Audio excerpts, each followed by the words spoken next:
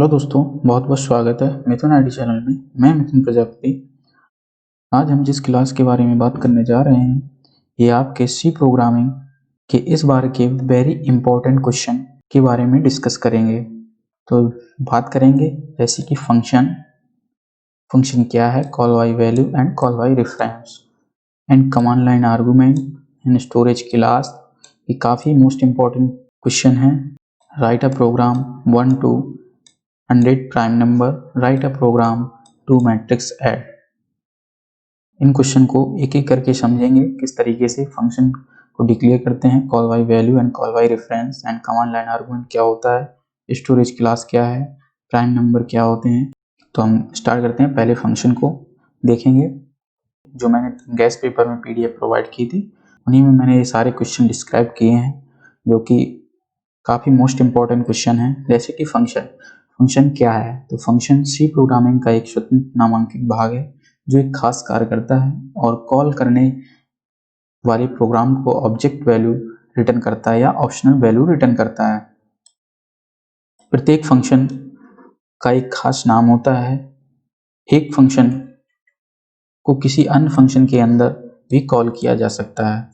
एक फंक्शन दूसरे प्रोग्राम से बिना बाधित हुए और बिना बाधा डाले अपना कार्य करता रहता है। क्लियर? आप जैसे ही डेफिनेशन लिखते हो तो पॉइंट्स वाइज में डेफिनेशन लिखना। जो भी एग्जाम देने जा रहे हैं स्टूडेंट, क्वेश्चन के जो आंसर दोगे तो पॉइंट्स वाइज में देना, जिससे कि एग्जामिनर को आसानी होगी पढ़ने में एंड मार्क्स देने में। Clear?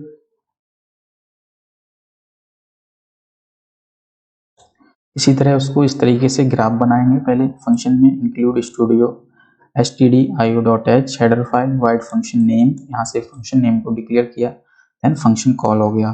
Clear? Step 1 step 2 int main, यहाँ पे मेन फंक्शन दिया है, इसमें हम जो वैल्यू इंस्ट्रक्शन देंगे वो डिक्लेयर कर देंगे। क्लियर? फंक्शन डिक्लेरेशन, किस तरीके से हम फंक्शन को डिक्लेयर करते हैं। फंक्शन क्रिएट करते वक्त कंपाइलर को बताना पड़ता है कि आप क्रिएट करना चाहते हैं। इस प्रोसेस को फंक्शन डिक्लेरेशन कहते हैं। Clear?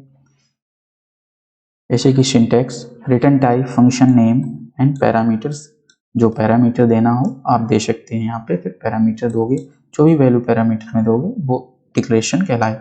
Function definition, function definition में इस तरीके से डिफाइन करते हैं, print function name parameter S and function body. Clear? तो इसमें फंक्शन बॉडी नेक्स्ट एग्जाम्पल, जैसे इस तरीके से हम एग्जाम्पल को डिफाइन किए। इंट ऐड, एक ऐड नाम का एक फंक्शन बनाया, int x int y and int z, z equal to x plus y. तो यहाँ पे क्या होगा, एक्स प्लस वाई होगा। जो वैल्यू हम लेंगे एडिशन के लिए, दो नंबर लेंगे 2 और 3, तो यहाँ पे क्या होगा 5 रिटर्न करेगा जेड में, तो यहाँ पे रिटर्न फंक्शन लगा के जेड में रिटर्न कर देंगे। क्लियर? इसी तरह फंक्शन के दो प्रकार के पैरामीटर होते हैं। कौन कौन से होते हैं? Formal parameter and actual parameter. कौन कौन से? Formal parameter and actual parameter. तो फॉर्मल पैरामीटर क्या होता है? फॉर्मल पैरामीटर फंक्शन के डिक्लेरेशन और डेफिनेशन में लिखे जाते हैं, फॉर्मल पैरामीटर कहते हैं। क्लियर? किसमें लिखे जाते हैं? फंक्शन के डिक्लेरेशन और डेफिनेशन में लिखे जाते हैं, उन्हें फॉर्मल पैरामीटर कहते हैं। और जो पैरामीटर फंक्शन कॉल में लिखे जाते हैं उन्हें एक्चुअल पैरामीटर कहते हैं। क्या कहते हैं? जो एक्चुअल पैरामीटर होते हैं वो क्या है, पैरामीटर फंक्शन कॉल में लिखे जाते हैं। जो फंक्शन कॉल में लिखे जाते हैं उन्हें एक्चुअल पैरामीटर कहते हैं। क्लियर? फंक्शन कॉलिंग दो प्रकार की होती है। कौन कौन? Calling, call by value, call by reference. क्या क्या होती है? कॉल बाय वैल्यू और call by reference. Call by value में क्या होता है? कॉल बाय वैल्यू में वेरिएबल के वैल्यू को पैरामीटर के रूप में फंक्शन में पास किया जाता है। इस तरीके से आप पॉइंट्स वाइज लिखोगे तो एग्जामिनर को आसानी होगी चेक करने में, देन आपको मार्क्स अच्छे मिलेंगे। Clear? And call by value में एक्चुअल पैरामीटर की वैल्यू को फॉर्मल पैरामीटर में कॉपी की जाती है। क्या किया जाता है? कॉपी की जाती है। एग्जाम्पल में जैसे देखेंगे, वाइड स्वैप, यहाँ पे हमने वाइड एक स्वैप नाम की फंक्शन लिया, स्वैप कर रहे हैं दो नंबर को, x int y, int main a 10 and b 20 लिया। हम तो स्वैप करेंगे, 10 20 है तो यहाँ पे 10 20 है तो 20 10 हो जाए। क्लियर? तो यहाँ पे प्रिंट बिफोर स्वैपिंग नंबर, यहाँ पे फंक्शन a एंड b, तो यहाँ पे प्रिंट करेगा, आउटपुट में क्या आएगा, बिफोर स्वैपिंग 10 20। क्लियर?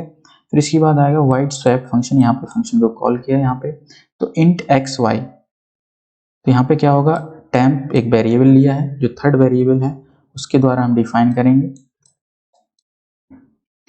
टेम्प में हमने क्या है, x equal to y, y equal to temp, यहाँ पे temp equal to x, x में क्या है, जैसे कि हमने एक्स में वैल्यू क्या दे रखी थी 10, क्लियर। तो यहाँ पे एक्स, यहाँ पे टेम्प में वैल्यू क्या आ गई 10, यहाँ पे टेम्प में वैल्यू क्या आ गई 10, क्लियर। अब x इक्वल टू वाई, तो y में क्या वैल्यू है 20, तो यहाँ पे x में क्या आ गई वैल्यू 20, क्लियर। अब y इक्वल टू टेम्प, तो y में क्या है, y में क्या है, अभी टेम्प में क्या है, टेम्प में क्या है 10, क्लियर। तो यहाँ पे y में क्या आ जाएगा 10, क्लियर। तो यहाँ पे क्या होगा, आफ्टर स्वैपिंग इन एक्स वाई, तो यहाँ पे प्रिंट क्या होगा 20 10, क्लियर।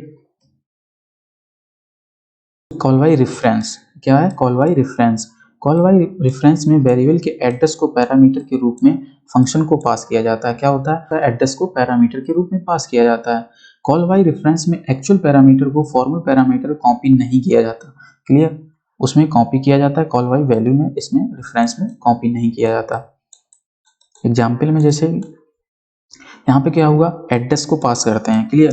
तो यहाँ पे क्या होगा, इंट मेन 1020 स्वैपिंग के लिए हमने बनाया है यहाँ पे एड्रेस ए एंड बी, तो यहाँ पे पास होगा सेम फंक्शन। देन यहाँ पे हम सिर्फ एक पॉइंटर जो एड्रेस को इंडिकेट करता है तो उसका हम यूज करेंगे, देन स्वैपिंग हो जाएगी before swapping number 10 20 and 20 10, clear. इस तरीके से हम प्रोग्राम बना के एग्जाम्पल में सॉल्व कर देंगे। ये मोस्ट इंपॉर्टेंट क्वेश्चन है, call by value, call by reference. हम नेक्स्ट देखेंगे command line argument. Command line क्या होता है, कमांड लाइन आर्गुमेंट में कमांड लाइन से आर्गुमेंट को पास किए जाते हैं जो एक मेन फंक्शन एक्सेप्ट करता है। कौन करता है, जो कि मेन फंक्शन एक्सेप्ट करता है। इसको एग्जीक्यूट करने के लिए ऑपरेटिंग सिस्टम का कमांड प्रॉम्प्ट ओपन कर रन करना होता है, क्लियर। किसको, कमांड प्रॉम्प्ट ओपन करके रन करना होता है। कमांड लाइन आर्गुमेंट के लिए मेन फंक्शन में दो आर्गुमेंट देने होते हैं, कौन कौन, नंबर एक argc and argv, clear. argc क्या होता है, आर्गुमेंट जो कमांड लाइन से पास किए गए हैं उनको काउंट रखता है और फाइल नेम को पहला आर्गुमेंट जैसे काउंट रखता है, क्लियर। इसी तरह argv क्या होता है,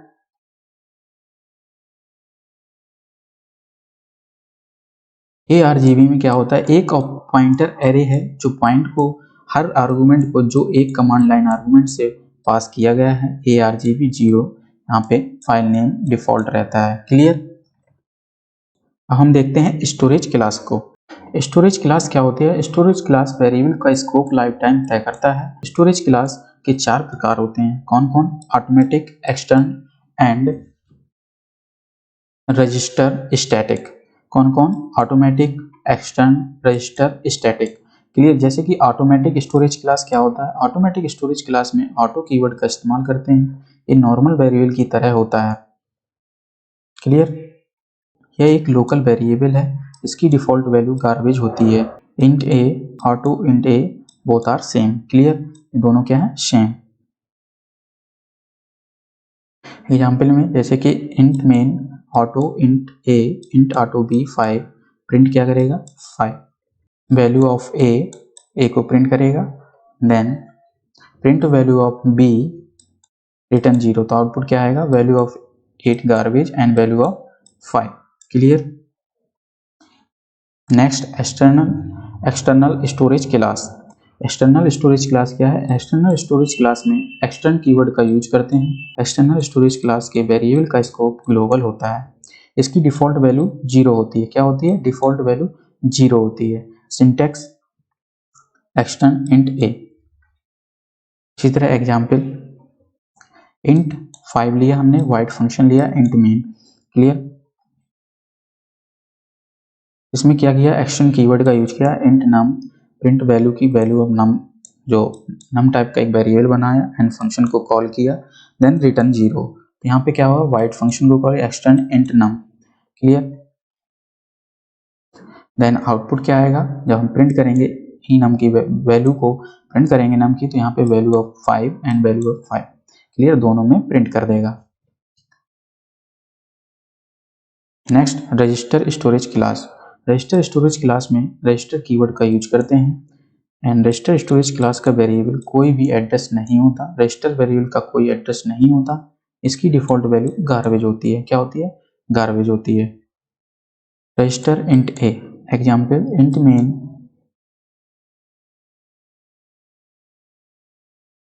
register int num 5 print value of num, तो यहाँ पे रिटर्न क्या करेगा? Value of 5। क्लियर?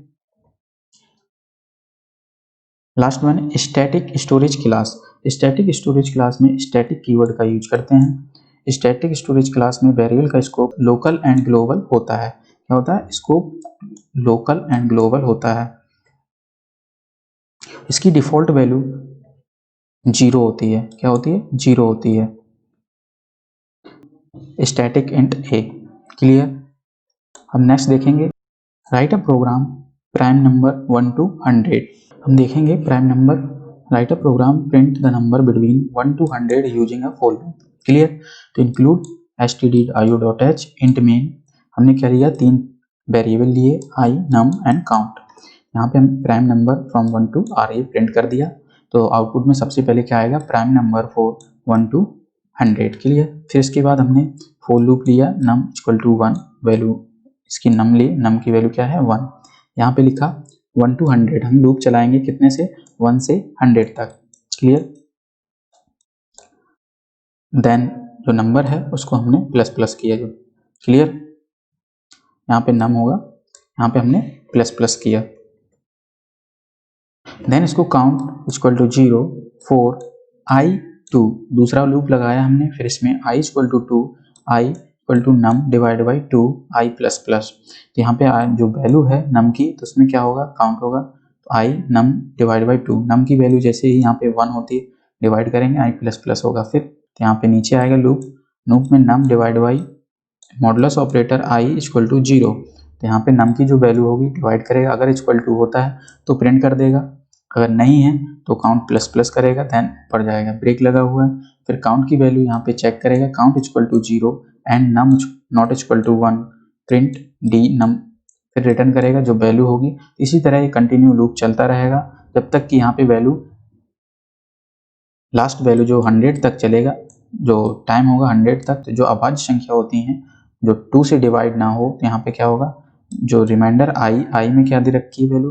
2, तो यहाँ पे 2 आएगा, तो 2 डिवाइड बाई जितनी बार यहाँ पे वैल्यू आएगी 2 से डिवाइड करेगा। अगर रिमाइंडर बचता है तो कंडीशन फॉल्स होती है, देन अगर रिमाइंडर नहीं बचता तो कंडीशन ट्रू होगी।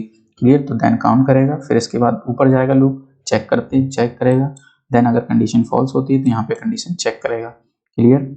इस तरीके से prime number of 1 to 100 print कर सकते हैं। क्लियर?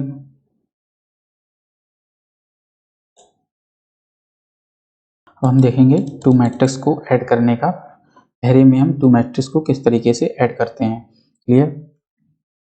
तो जैसे कि हमने यहाँ पे इंट मेन फंक्शन लिया, then m and cd and first index 10 and 10 index and second value 10 10, मतलब दो मैट्रिक्स को ऐड करने का प्रोग्राम बनाते हैं। हमने दो मैट्रिक्स के लिए first and second and sum जो टोटल करेंगे एडिशन करने के लिए हमने यहाँ पे 10 इंडेक्सिंग डिक्लेयर कर ली।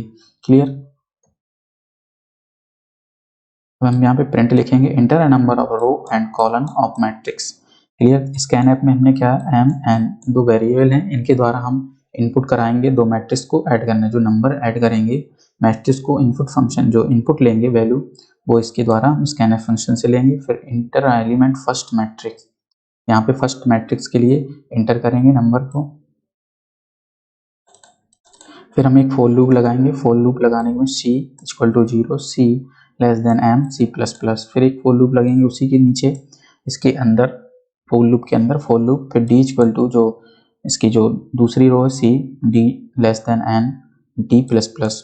The enter a element of second matrix, यहाँ पे सेकेंड मैट्रिक्स एंटर करेंगे, ये हमें इंटर करने के लिए फंक्शन बनाया। क्लियर? तो यहाँ पे क्या होगा? जो इंडेक्सिंग होगी इंटर हो जाएगी, इसके बाद सेकेंड मैट्रिक्स इसी तरह ऐड होगी, सेकेंड मैट्रिक्स इसी तरह एंटर हो जाएगी कीबोर्ड के द्वारा।